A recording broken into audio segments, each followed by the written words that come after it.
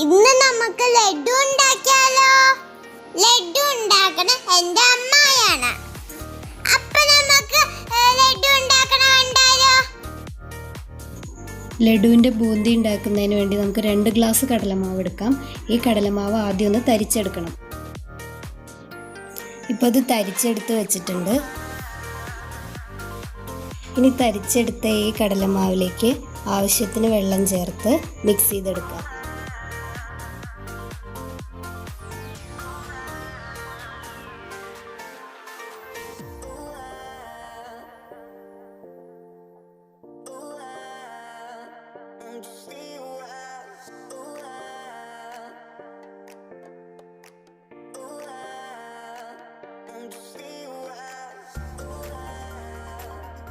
നമ്മൾ 2 ഗ്ലാസ് കടലമാവാണ് എടുത്തിരുന്നത്.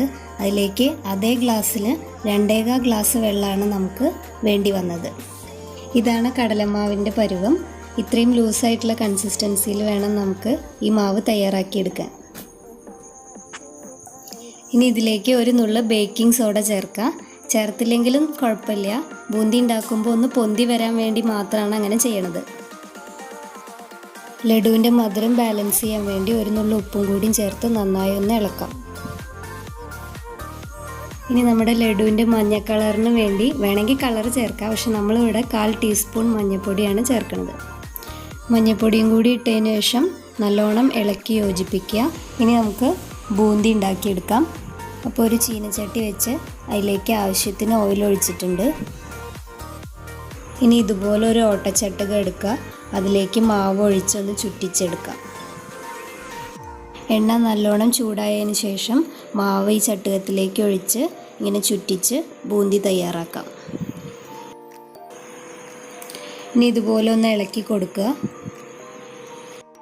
കടലമാവ് ആയതുകൊണ്ട് വളരെ പെട്ടെന്ന് തന്നെ വെന്ത് കിട്ടും. അതുകൊണ്ട് അധികം മൂപ്പാവുന്നതിന് മുന്നേ തന്നെ എണ്ണയിൽ നിന്ന് കോരി മാറ്റാം. അതല്ലെങ്കിൽ നമ്മുടെ ലഡു വല്ലാതെ കട്ടിയായി പോകും.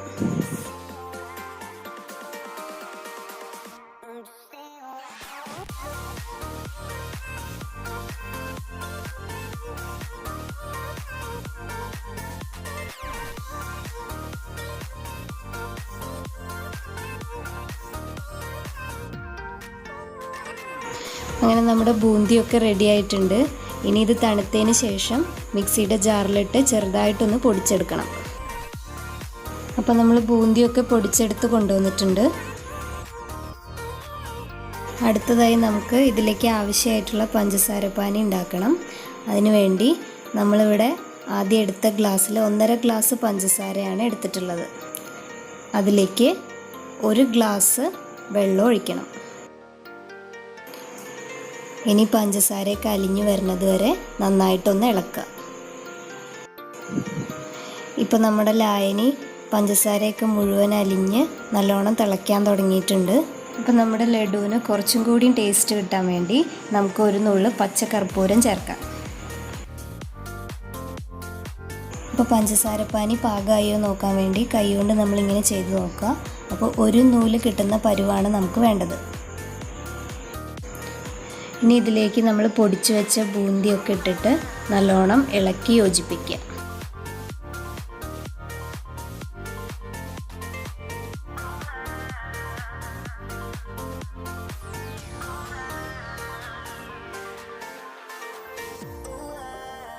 ഇനി ഇതിലേക്ക് 2 ടീസ്പൂൺ പഞ്ചസാരയും ഏലക്കായയും കൂട്ടി പൊടിച്ചത് ചേർത്ത് കൊടുക്കാം.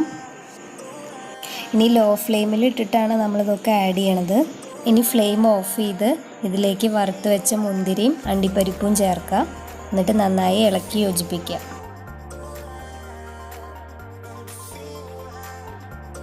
ഇനി ഇതിലേക്ക് നമുക്ക് കുറച്ച് നെയ്യും കൽക്കണ്ടവും കൂടി ചേർത്ത് കൊടുക്കാം.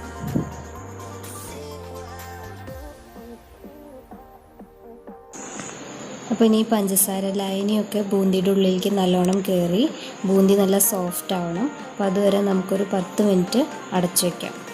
അപ്പോൾ 10 മിനിറ്റ് കഴിഞ്ഞിട്ട് നമ്മളിത് തുറന്ന് നോക്കി. ഇനി നമുക്ക് ഇത് ചെറിയ ചൂടോടെ തന്നെ ഉരുട്ടിയെടുക്കാം.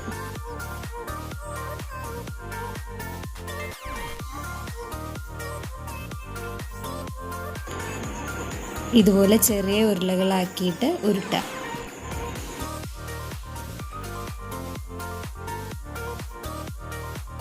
അങ്ങനെ നമ്മുടെ സ്വാദിഷ്ടമായ ലഡു ഇവിടെ റെഡി ആയിട്ടുണ്ട്.